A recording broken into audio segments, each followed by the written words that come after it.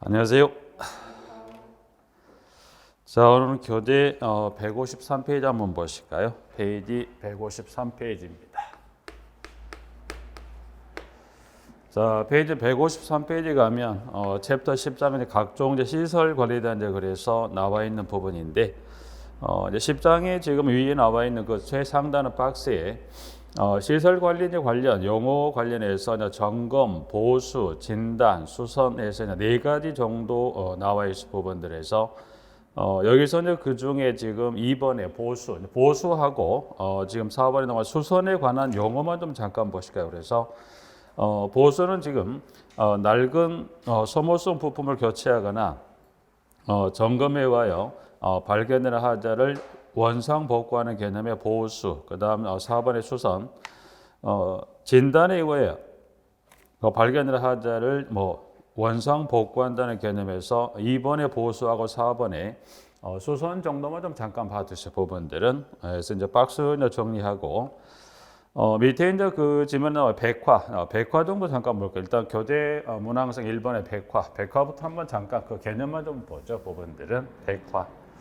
자, 일단 1번의 백화입니다. 부분들은 백화. 일단 지문을 이제 보시면 지문에 백화란 시멘트의 여삭회 성분이 물에 녹아 하얀 가루 성분이 벽에 유출되는 것을 말한다고 되어 있는데 일단 백화는 좀 보면 뭐를 사용? 일단 백화는 보면 시멘트 속에 뭡니까? 시멘트 속에 시멘트를 사용한다면 이 시멘트 속에 무슨 성분에서 이 석회 성분에 의해서 이 백화가 발생하는데 일단 이 석회는 혼자 다니는 게 아니라 누구와 같이 다니면 이 석회 성분하고 뭐가 같이 다니더라? 물입니다. 그래서 이 석회하고 물이 이제 같이 이동을 하면서 이 구조체 밖으로 흘러나와서 이 화학 반응에 의해서 물이 증발이 되면서 구조체 표면에 뭐가 이 하얀 가루가 남겨서 그래서 이거를 하얀 가루다 그래서 백화라고 해서 구조 표면에 이 하얀 가루가 남는 현상을 백화 개념 정도에서 봐주시면 되는데 일단 이제 백화는 밑에 이제 보면 발생에 관한 조건에서 이제 보면 발생 조건인데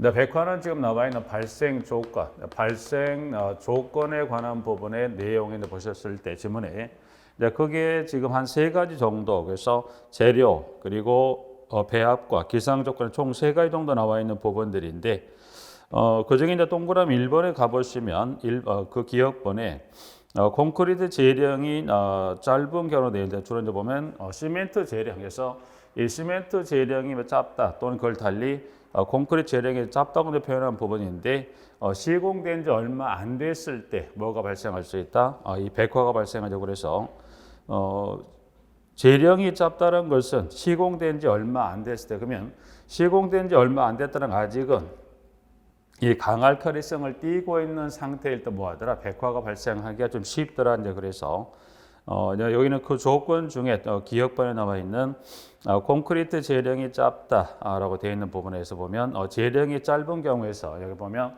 여기는 그 발생 조건 먼저 그중 몇 가지가 나와 있긴 한데 발생 조건 중에 나와 있는 기억본 지금 보면 콘크리트 재량이라고 표현되어 있기는 합니다만 여기는 시멘트 재량이 짧을 때 이제 그 부분 하나 그 첫 번째 기억본 하나 좀 체크해 두시고요.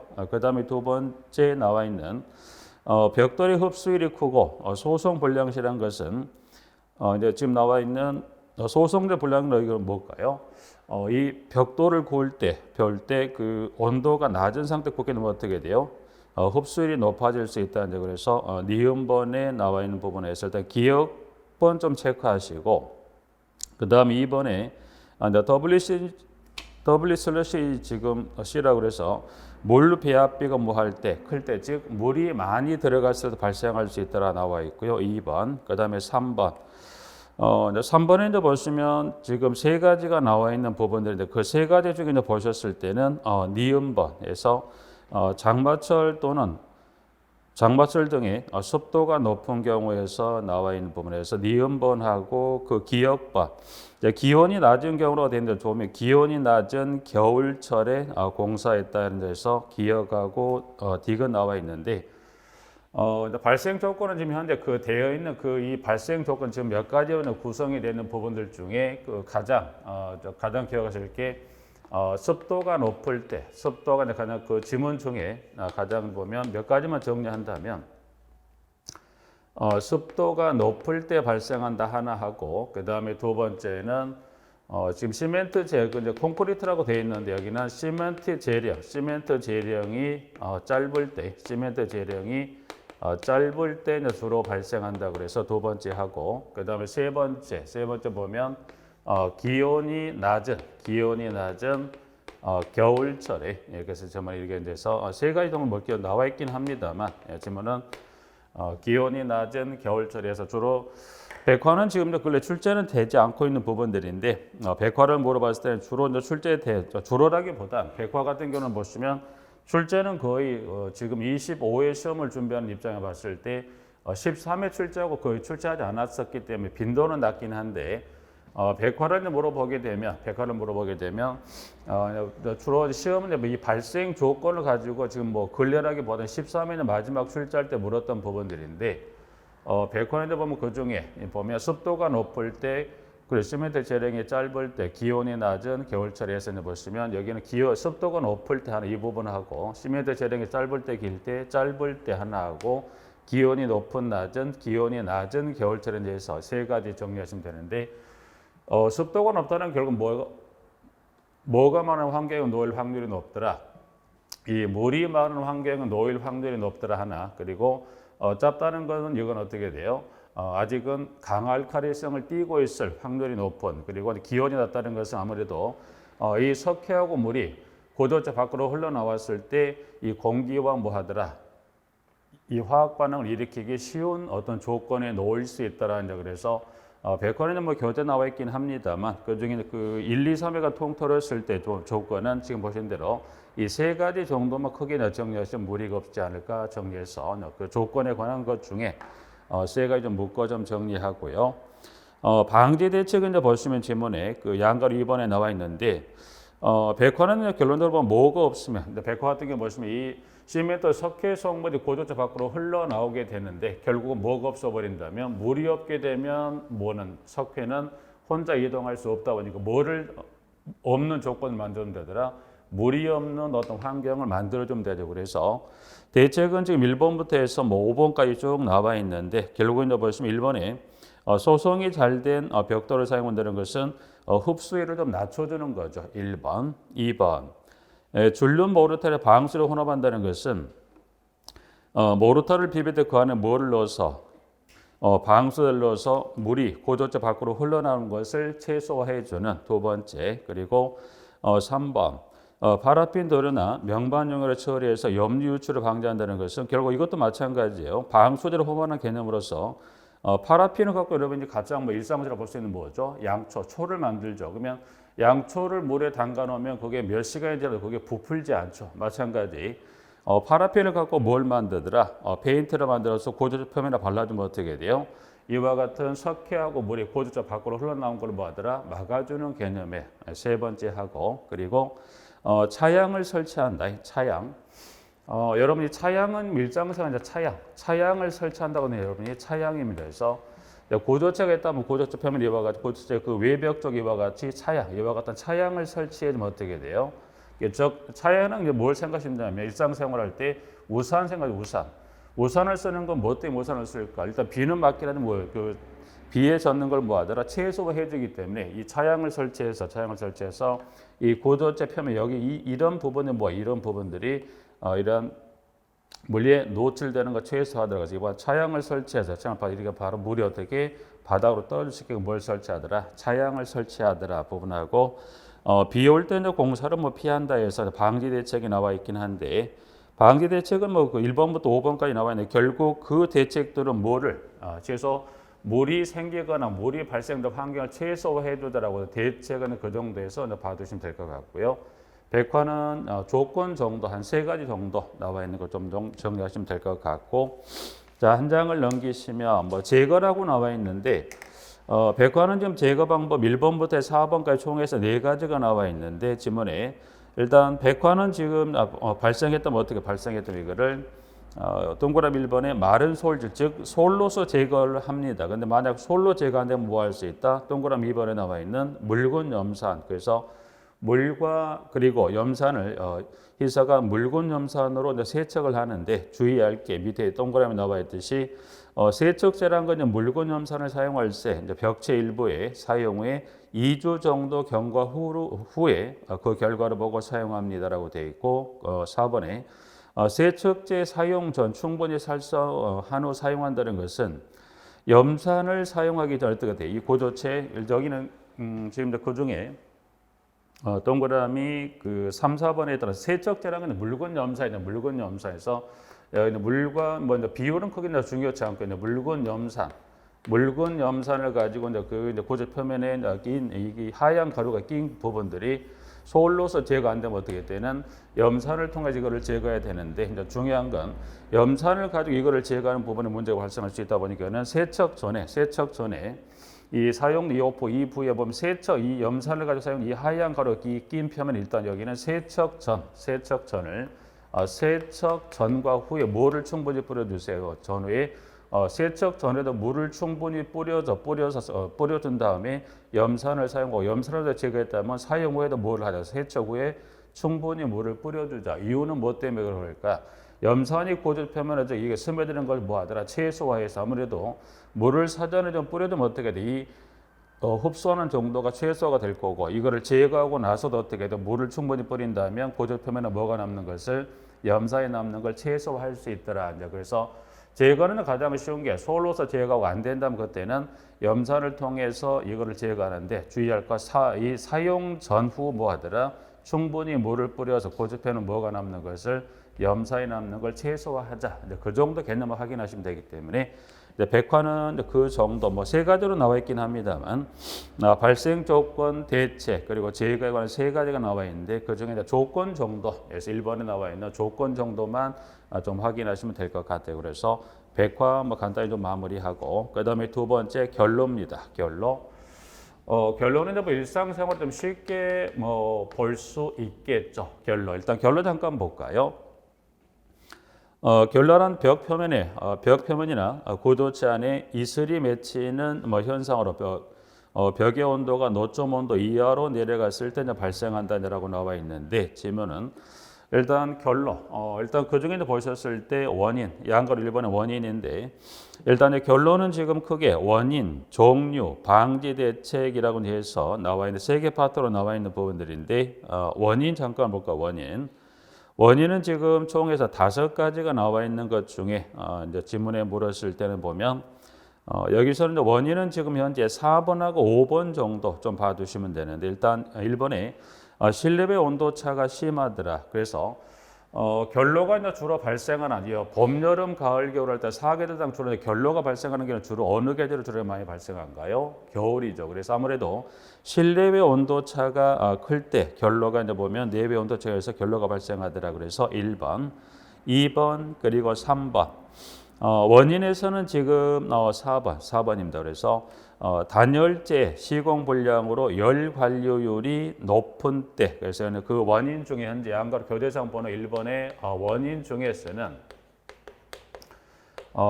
중에서는 지금 보시면 그 문항의 4번 그래서 여기는 시공 불량 뭐가 높다 열 관료율이 높을 때 그래서 그 지문의 문항의 4번 열 관료율입니다. 그래서 열 관료율이 뭐 할 때 여기 높을 때 뭐가 발생한다 결로가 발생한다. 그래서 열 관료율은 뭐 표현을 보면 열 관료율 요거를 달리 여기는 열 통과율 그래서 이거를 달리 열 통과율이라 한다. 그래서 열 통과율이 뭐 하더라 높을 때 그래서 보면 문항 4번에서 하나 봐두시고요. 그다음 5번 표면 온도가 무슨 온도 이하일 때 노점 온도 이하 그래서 보시면 그 문항 5번에 여기 노점 온도 이하 그래서 노점 온도 이하일 때에서 원인은 그 5가지 중에 원인을 보시면 4번 열 관료율이 높을 때와 노점 온도 이하일 때 여기서 노점 온도 이슬이 맺히는 온도 즉 노점 온도 이하라는 건 어떻게 돼? 고도체 표면이 이하라는 것은 이 노점 온도라는 것은 이슬이 맺힌 온도인데 그 온도보다 낮을 때 즉 고도체 표면이 차가운 상태일 때 뭐가 이제 실내 이응계 수증기가 다니다가 뭐 하더라 고도체 표면에 닿아서 이 수증기가 뭘로 바뀝니까? 물로 바뀌는 그래서 이제 보셨을 때 여기서는 보실 때는 열 관료율이 높을 때 저 지문 하나 하고 노점 온도 이하일 때 결로가 발생한다. 그래서 원인 중에서는 4번하고 5번 정도 두 가지인데서 높을 때 이하 그 의미 정도 하나 확인하시고 자 종류는 이제 보시면 양가로 2번에 동그라미 1, 2, 3에 따라 세 가지가 나와 있는데 일단 3번은 그냥 배제하시고 바로 1번하고 2번에 표면결로하고 내부결로죠. 일단 표면결로 쉽게 말하면 그 다음에 두 번째 결로에 관한 종류가 나와 있는데 종류는 두 가지, 뭐 세 가지가 나와 있긴 합니다만 세 번째는 그냥 배제 버려버리고 1번하고 2번에 자 눈에 보인다 무슨 결로, 표면결로 그리고 눈에 보이지 않고 구조체 내에 끼는 결로가 거기 무슨 결로, 내부결로 해서 간단히 육안에 이제 보인다 했을 때가 이제 내부결로고 표면결로인데 종류는 그 정도에서 육안으로 보입니다 표면결로 그리고 보이지 않고 구조체 내에 끼는 결로가 그걸 내부결로라고 그래서 종류는 1, 2번에 따른 지문 좀 봐두시고 결론은 주로 물어봤을 때 그 종류보다는 주로 대체게 되고 그래서 종류는 그 두 가지 지금 보시면 1, 2번에 따른 표면결로하고 내부결로 봐두시고 세 번째 대책입니다. 그래서 대책도 지금 세 가지가 분류되어 있는 것 중에 그 지문에 1번하고 2번에 지금 표면결로하고 내부결로 그 두 가지 정도 좀 정리해 볼까요? 그래서 표면결로 지금 나와 있는 부분들은 양가로 3번에 동그라미 1번에 표면결로 관련해서 1번부터 해서 지금 기역부터 쭉 해서 나와 있는 부분들인데 지문은 기역, 니은, 디귿, 니을 중에 이제 보시면 지문에 그 중에 디귿번 정도 환기와 수증기 발생을 억제하여 실내 공기 습도를 낮춘다 그래서 표면결로 중에서는 그 디귿번 좀 잠깐 봐주시고 지문에서는 지금 미음하고 비읍번 정도 그래서 이제 보시면 지문에 이 표면결로 그 중에 이제 보면 1번의 표면결로에 관한 대책 중에 이제 표면결로 여기다 그 지문 전체는 보실 거 없을 것 같고요. 표면결로 대책 중에 문항번호 봤을 때 문항은 지금 나와 있는 미음하고 비읍번에 실내 표면 온도를 실내 공기 노점 온도보다 높게 한다, 낮게 한다. 그래 실내 공기이 노점 온도보다 높게. 노점 온도보다 좀 전에 이 대책 원인을 봐서 노점 온도 이하일 때 뭐가 발생한다? 결로. 그러니까 이 표면결로 대책이라는 것은 이 고조적 표면 온도를 뭐보다 높게 합니까? 노점 온도보다 높게. 노점 온도보다 높다는 고조적 표면이 어떻게 돼요? 일정 온도 이상이 되게끔. 요건 뭘로 잠깐 보실 수 있냐면. 예를 들어 맥주병이 두 개의 맥주병이 있어요. 두 개의 맥주병에서 맥주병 1하고 맥주병 2가 있다. 2가 있었을 때 보시면 자, 맥주병 1은 요거는 실온, 요거는 예를 들어 맥주병 1은 냉장고, 1번은 요거는 냉장고에 보관하고 있는 맥주병을 하나 꺼내 왔고 이제 꺼내 와서 하나 실내에 놔둔 거고 2번은 실온에 있는 보관하고 있는 맥주병을 하나 가져왔더라. 그리고 한 5분 정도 시간이 흘렀다고 했을 때 이 고조적 표면에 이 물기가 맺히는 것은 어느 병에서 이 어느 맥주병의 이 표면에 물기가 맺힐까? 여기는 당연히 어디가 1번의 이 병표면에 뭐가 맺힐 수 이와 같이 물기가 맺힐 수 있더라. 그래서 표면들인데 그러면 실온에나 이 보관했던 맥주병을 가져와서 여기는 물기가 맺히지 않더라. 그랬을 때 이 고조표 이 표면을 결국 이 고조표 표면 온도 이 표면 온도가 차가운 상태가 되어 있을 때 실이행열 수증기가 날아다니다가 여기다 이 수증기 기체가 이게 붙으면서 이게 뭘로 바뀌더라? 액체로 바뀐. 그럼 결국 고조체 표면 온도가 일정 온도 이상이 되게 되면 이 고조 표면에 이 결로가 발생한다는다. 결로가 발생하지 않다. 그럼 결국 원인에 갔을 때 노점 온도는 이 원인에 만약에 이 노점 온도라는 지문이 위치해서 있다 어떻게 해요? 노점 온도 이하일 때 발생하는데 이게 이제 어디로 이동한다면 지금 본 대로 대책으로 이동할 때는 어떻게 돼요? 고도체 이 표면이 노점 온도보다 높게 노점 온도 이상으로 유지한다는 이 고조 표면을 일정 온도 이상으로 유지하게 되면 이 고조 표면이 차가운 상태도 아니다 보니까 날아다니 이제 수증기가 날아다녀도 여기 이 차가운 상태 아니다 보니까 뭐가 발생하지 않습니까? 결로가 발생하지 않는다는 의미를 이해하셔서 결국은 이 고조체 표면 온도가 높게 한다. 그걸 여기 지금 현재 나와 있는 대로 실내 그 지금 미음반에 나와 있는 노점 온도보다 높게 해서 고조 표면 일정 온도 이상이 되게끔 하나. 그리고 비읍 단열재 시공으로 열 관리율을 낮춥니다. 마찬가지. 좀 여기도 마찬가지 좀 열 관리율 높을 때 발생하다 보면 역시 마찬가지. 고조조 표면이 이 열 관리율을 높여서 외단열을 해서 열 관리를 여기는 낮춰주게 되면 어떻게 돼요? 아무래도 이제 결로 발생이 적겠더라. 그래서 표면 결로는 그 중에 미음하고 비읍번 정도 봐두시고, 그다음 2번에 내부 결로입니다. 내부 결로는 지금 나와 있는 총에서 4가지 정도 나와 있는데, 현재 교재상 문항 번호에서는 나머지 배제하고 그다음에 기역번에 방습층을 설치하는데, 그 방습층은 어디에 설치합니까? 실내 측에 방습층을 설치합니다. 그래서 이제 나머지 이제 3가지도 있긴 합니다만 방습층을 설치한다. 그래 이번에 내부 결로. 그래서 여기는 이번에 내부 결로. 지금 현재 교재에 나와 있는 것 중에 보셨을 때 내부 결로에 관한 대책 중에 그 문항 1번에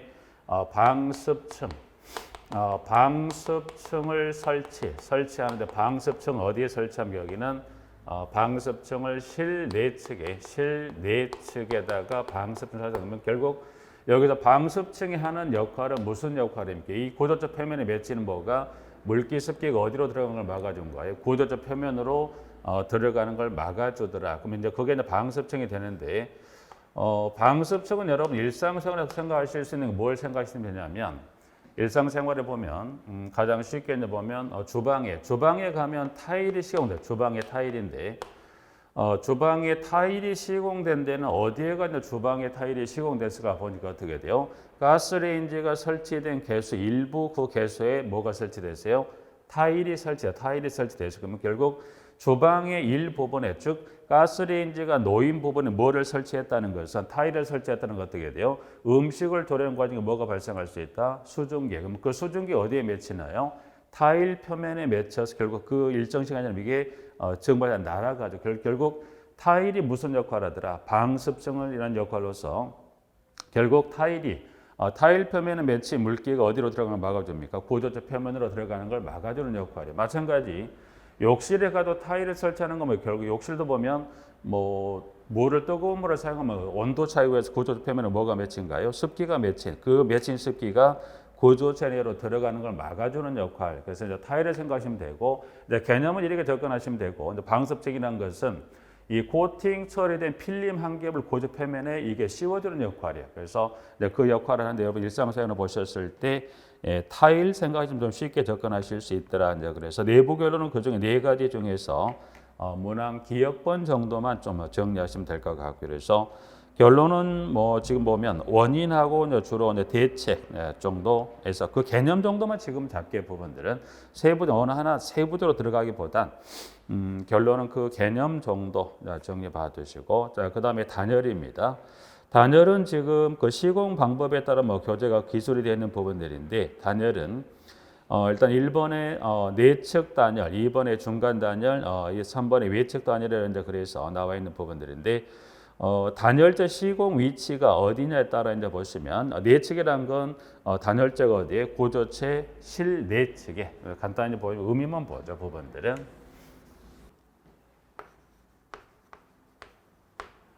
단열은 지금 이 고도체 표면에 고도체가 있다고 한다면 여기가 이제 실외가 될 거고요.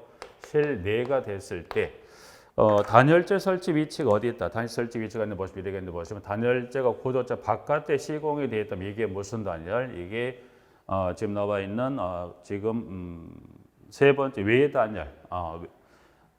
외측 단열, 또 이거를 외측 단열을 하지만 이걸 외단열이라는 표현을 쓰기도 하죠. 외측 또는 외단열이다. 그 다음에 고조체를 기점으로 실내측 이게 지금 이게 보면 단열이 이게 이제 보면 내단열 또는 이거를 내측 단열 이거를 내단열입니다라고 해서 단열. 그래서 단열재가 고조 표면 고조체 바깥쪽에 있다면 외, 안쪽에 있다면 내단열이고, 중간이라는 건 고조체와 고조체 사이에 들어가 있다는 점 보시면 되겠어.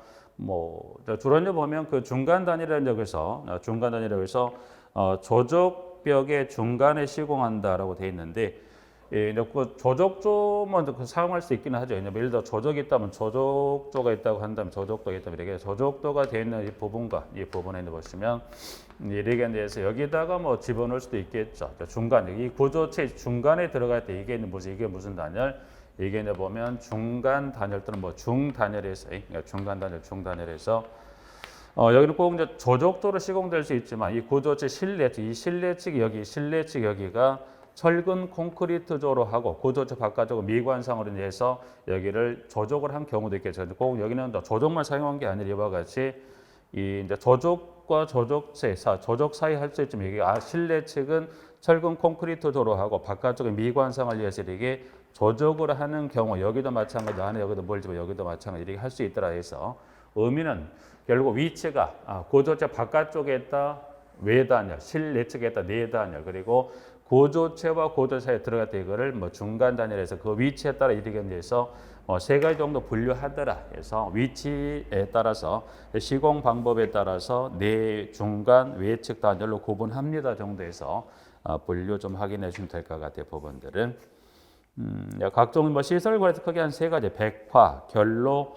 뭐 단열 정도 개념 정도만 좀 정리하시면 될 것 같고요 한 장을 넘겨 보면.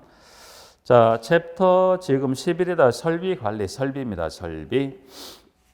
자, 설비에 이제 가장 먼저 나와 있는 게 급수 펌프다라고 있는데 급수 펌프인데 이제 급수 펌프 관련해서 펌프 이상 현상에 관한 근데 거기에 보면 이상 현상에 관한 것은 1번에 서징 현상하고 이게 공동 현상이다라고 해서 나와 있습니다. 부분들은 일단 서징 현상을 달리 뭐라고도 합니까? 이거를 맥동 현상이라고도 합니다라는데 그래서 여기 이제 보면 펌프 회전으로 인해 배관에 나타나는 주기적인 압력으로 인한 뭐 진동 현상이라 그래서 아무래도 이거는 서징 현상은 뭐 의미 정도 일단 한번 봐두시고 이번에 공동 현상 여기 이제 서징 현상하고 이제 공동 현상은 그 이 펌프 관련 이상 현상도 이 서징하고 공동 현상 출제 빈도가 좀 있는 지문의 부분들 그래서 일단 서징 현상하고 공동 현상 나와 있는 부분이고 공동 현상은 이제 보시면 펌프 임펠러 안에 뭐가 차더라 공기가 차오른 현상인데 그래서 공동 현상이 나와 있는데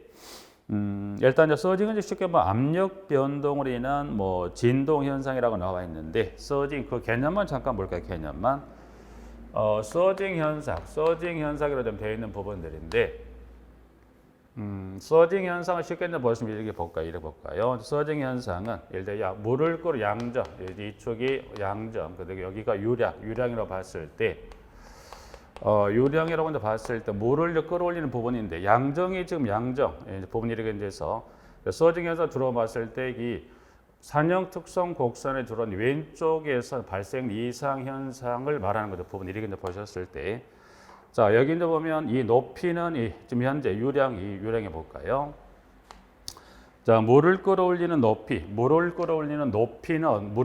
어떻게 돼요? 높이는 높아 있는데 뭐가 적습니까? 유량이 적죠. 그러면 여기 이 높이는 높아지는데 뭐가? 이 물의 압력이 좀 어떻게 돼요?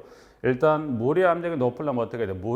많은 양으로 물을 뭐 해줘야 돼? 밀어줘야 되는데 높이는 높아지는데 뭐가 적더라? 물의 양이 적다 보니까 어떻게 돼요? 물을 끌어올려서 밀어 올리려고 하는데 물이 밀으려고 어떻게 돼요?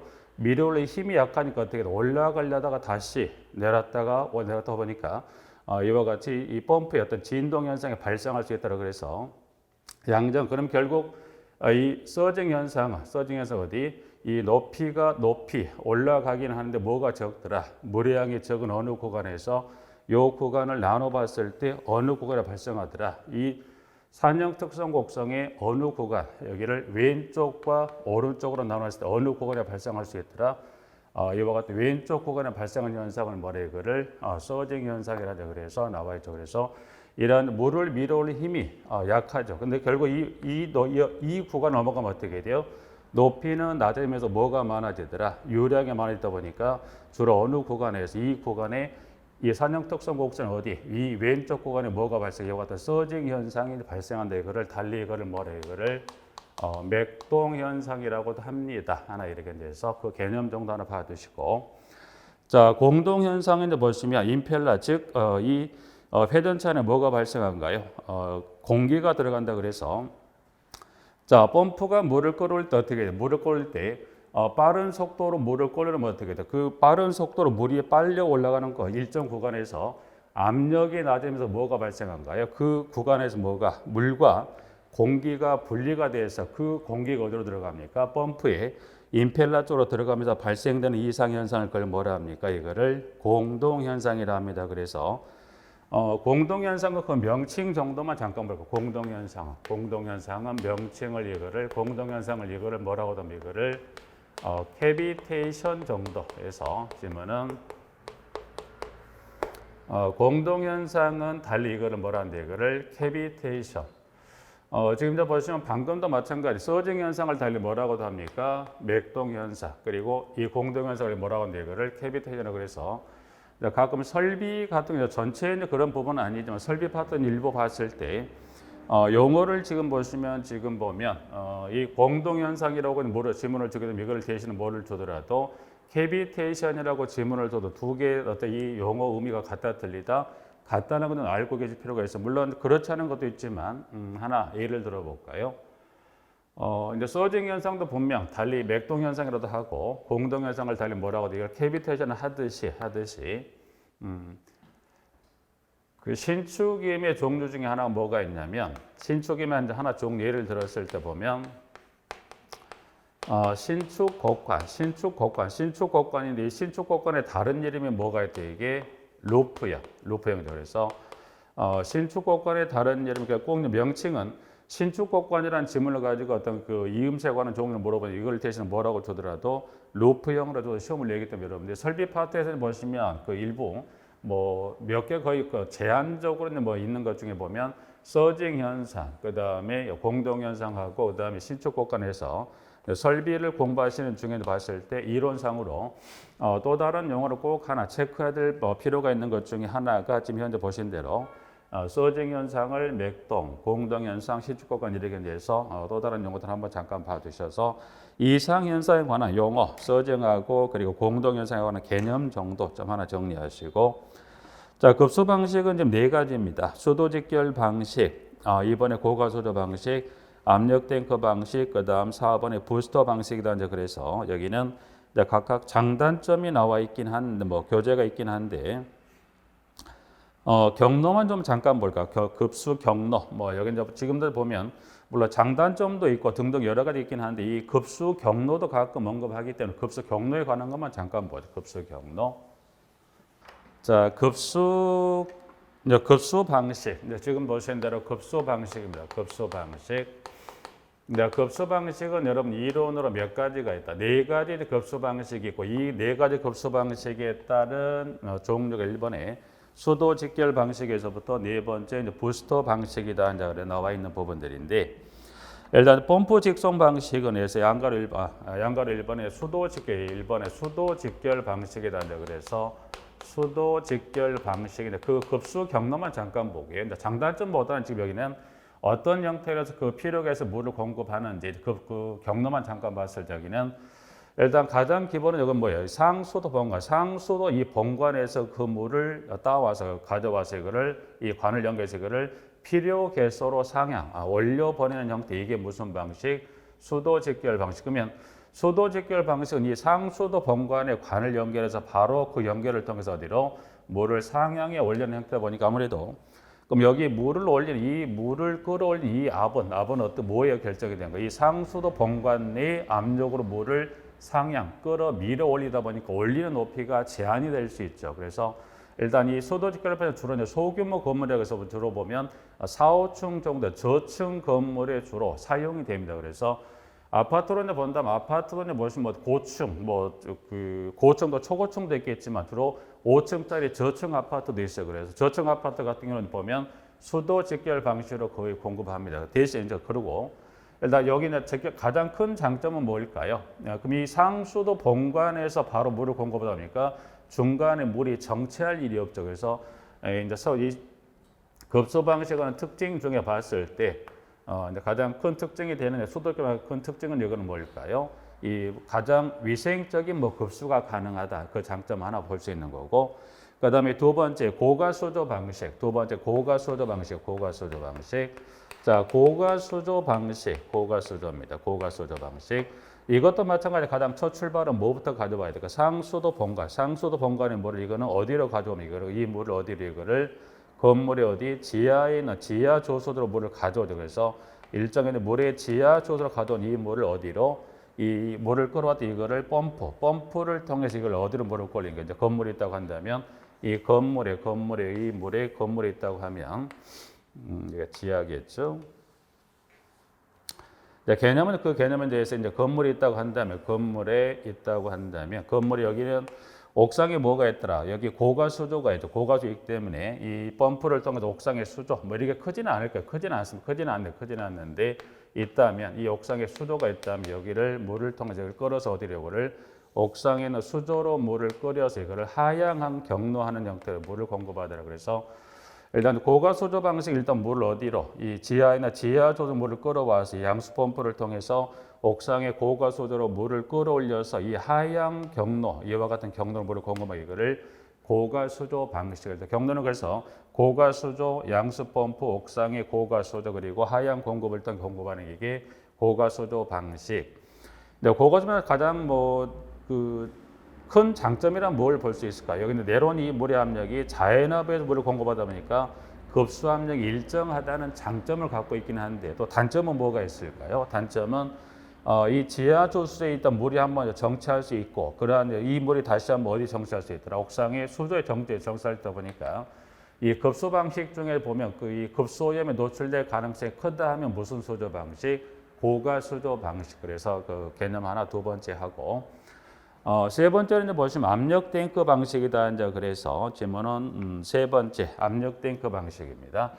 압력 탱크 방식은 이제 보시면 여기도 마찬가지로 가장 먼저 어디 상수도 본관의 물을 이걸 어디로 이거를 지하에 있는 지하 조수조의 물을 이 담았던 물을 이걸 어디로 가도 이거를 지하의 압력 탱크로 가도 압력 탱크에서 이거를 지하의 압력 탱크로 물을 가져와서 물이 끌어올려서 올라가야 되는데 자, 이 물을 지금 압력 탱크로 가져왔을 이 물이 올라갈 수 있다 없다? 올라갈 수가 없죠. 그러면 이 물을 압력 탱크 물을 위로 밀어올리기 위해서 뭐가 필요하더라? 여기 뭐가 연결됐다? 이 압력 탱크 뭐가 연결돼? 이게 컴프레셔가 연결이 돼야지. 이 컴프레셔에 의해서 여기 압력 탱크 압을 밀어주면 이 탱크가 압에 가득 차면 압에 밀려서 뭐가 올라가게 되죠. 물이 올라가는 형태 이게 뭐더라? 이게 지금 보면 압력 탱크 방식에서 지금 형태는 3번. 자, 그 다음에 질문의 4번. 4번은 부스터 방식입니다라고 해서 저수조물을 펌프 압력으로 직접 세대에 공급한다고 되어 있는데 자, 부스터 방식 여기도 마찬가지로 이 부스터 방식을 보시면 네 번째 부스터 방식. 여기는 명칭을 한번 볼까요? 여기는 부스터 방식. 부스터 방식이라고도 합니다. 명칭을 보시면 부스터 방식을 펌프 직송 방식, 펌프 직송 방식이라 그래서 지금 보시면 여기 그러면 일단 고가 수조 방식도 이 경로를 가긴 하는데 일단 여기는 펌프 직송이라서 펌프를 가지고 뭐 하더라? 직접 피력해서 물을 끌어올린다. 그래서 여기는 고가 수조를 담아 여기도 물을 보였고 여기는 압력 탱크에 물을 담아서 이 컴프레셔 압에 의해서 물을 밀어 올리는 형태라면 여기는 뭐가 필요 없더라? 탱크가 필요 없습니다. 탱크가 필요 없다. 그러면 탱크가 필요 없다는 건 뭐가 필요 없다는 거죠? 저수도는 필요하다, 필요하지 않다? 필요합니다. 대신 뭐가 필요 없더라? 뭐 고가 탱크나 뭐가 압력 탱크가 필요 없다. 그래서 여러분이 탱크가 없다는 표현은 여기에 부스터 방식 관련해서 이거를 탱크가 없다는 건 뭐가 없더라? 이 지하의 압력 탱크나 옥상에 뭐가 없다? 고가 탱크가 없다는 개념을 이해하셔야지. 지하에는 뭐는 필요합니까? 저수도는 필요하죠. 그래서 일단 여기도 마찬가지, 여기도 마찬가지. 이 물을 어디로 이거를 저수도로 물을 끌어와서 뭐를 통해서 이거 물을 공급하면 이거는 펌프 직송이라 따로 뭐가 필요해? 탱크가 없죠. 그러면 이렇게 되어 있다고 한다면 여기 있는 바로 뭘로 펌프를 가지고 피력해서 물을 끌어올린다는 데서 간단히 보셨을 때 뭘로 펌프를 가지고 피력해서 물을 끌어올리는 형태. 그런데 보시면 그 펌프 직송 방식인데 보시면 이게 펌프 이 대수를 갖고 제어할 수 있지만 또는 펌프 이 회전수를 갖고 제어할 수 있는 주로 가장 보편적으로 많이 사용하는 게 뭘로 제어합니까? 펌프 대수를 갖고 제어하는 형태의 정속 방식이 많이 사용됩니다. 그렇죠. 그래서 일단 기본적으로 pom프 한 대는 여기 계속 돌아줘요. 이 펌프 한 대를 기본 돌리는 것은 펌프 이 배관 내 압력을 여기를 일정하게 유지할 필요가 있죠. 그래서 일정하게 이 한 대는 기본적으로 돌아서 펌프 이 배관 내 압력 일정 유지하고 있는 상태에서 주로 이제 보시면 아침 시간에 보면 출근 시간 때 보면 이 배관의 일정의 압력이 일정해 이 배관의 압력이 어떻게 돼요? 세대에서 또는 뭐 피로해서 물을 많이 뽑았을게 되면 어떻게 돼요?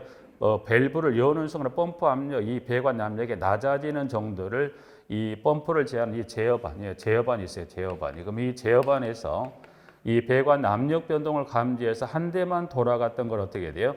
압력이 낮아지는 만큼 몇 대가 돌아가더라? 2대가. 더 낮은 몇 대를 돌려요? 3대를 돌려서 이 배관 내 압력 변동에 따라 이 제어반에서 펌프를 몇 대를 돌릴 것인지 뭐 2대나 3대를 돌릴 것이지 그러면 출근 시간에 출근을 뭐 하시거나 뭐 어떻게 돼요? 다시 압력이 일정압이 차게 되면 어떻게 돼요? 이 제어반에 다시 펌프 몇 대만 돌리더라? 한 대만 돌리는 형태로 해서 물을 공급하는. 그래서 여기는 뭐가 필요 없더라? 지하에 압력 탱크도 필요 없고 옥상에 압력 탱크도 필요 없지. 뭐는 필요합니까? 지하 조수는 필요하다. 그러면 지금 요 급수 방식 네 가지를 설명드렸던 거 지금 보니까 지하 조수조가 필요 없는 건 뭐가 필요 없더라? 수도 직결 방식은 조수조가 따로 필요가 없어요. 그러나 이걸 뺀 나머지 고가수조 방식, 압력 탱크 방식, 그리고 마지막에 부스터 방식인 이거는 다 뭐는 필요해요? 여기가 조수조는 다 필요하죠. 그래서 여기도 모두 다 뭐는 필요하더라? 조수조는 필요합니다. 그래서 요 네 가지의 급수에 관한 경로 정도만 보시죠. 경로만. 이와 같은 경로를 통해서 뭐 하더라? 필요 개수에 물을 공급하는 1번의 수도 직결 방식에서부터 5와 4번의 부스터 방식에 따른 네 가지 급수 방식이 있다라고 해서 네 가지 기억하시고 특히 여기 급수 방식이라는 그 용어에 관한 방식에 관한 것 특히 여기 네 번째 이 부스터 방식은 여기 지문에 이거를 달리 펌프 직송 방식은 요 명칭도 좀 기억할 부분들은 부스터 방식도 언급하지만 이거는 펌프 직송 방식을 언급하기 때문에 요거는 4번은 급수 방식 중에서는 그 4번의 부스터 방식을 달리 펌프 직송 방식이라고도 합니다라고 해서 4번 봐주시고요. 장단점은 나중에 차후에 기본 기본서 출가 좀 그때 한번 좀 설명드릴 거고 지금은 그 급수 경로 정도만 확인하고 이제 급수는 근래 좀 출제를 하기 때문에 경로는 그와 같은 경로를 통해 물이 공급되고 있더라. 3번에 보면 지금 이상 현상 중에 또 하나 수격 작용되는 워터 해머링이라고 그래서 원인하고 이제 방지 대책이 나와 있는데 아무래도 이제 수격 작용 같은 건 어떻게 돼요? 공급되는 물을 뭐 예를 들어 갑자기 급히 폐사하게 되면 어떻게 돼요? 그 이동하고 있는 물이 갑자기 폐사하게 되면 이 운동 에너지가 뭘로 바뀌더라? 압력 에너지로 바뀌면서 그 배관내를 치는 현상을 이걸 뭐라? 수격 작용이라는 적에서 원인하고 뭐 방지 대책 나와 있는 여기도 보면 차후에 보죠. 그래서 일단 이 이동하고 있는 물의 흐름을 갑자기 폐쇄했을 때 그 힘에 의해서 물이 배관내를 치는 현상을 그걸 뭐라? 수격 작용이라 돼서 수격 작용에 관한 의미만 좀 확인하시게 부분들은 여기는 뭐 원인하고 대책 그렇게까지 깊이 들어갈 거는 아직은 아닐 것 같기 때문에 수격 작용에 관한 의미 정도 정리하시고요. 이번 시간은 여기까지 좀 잠깐 보시고 다음 시간에 한 장을 넘기게 되면 4번에 보면 밸브와 이음에 관한 종류를 좀 몇 가지를 섞어서 지금 지문이 1번부터 12번까지 나와 있습니다. 그래서 밸브 정도 좀 간단히 좀 설명드릴게요. 밸브 정도 좀 간단히 설명을 좀 드리고 다음 시간에 4번 밸브하고 이음에 관한 종류 잠깐 정리하겠습니다.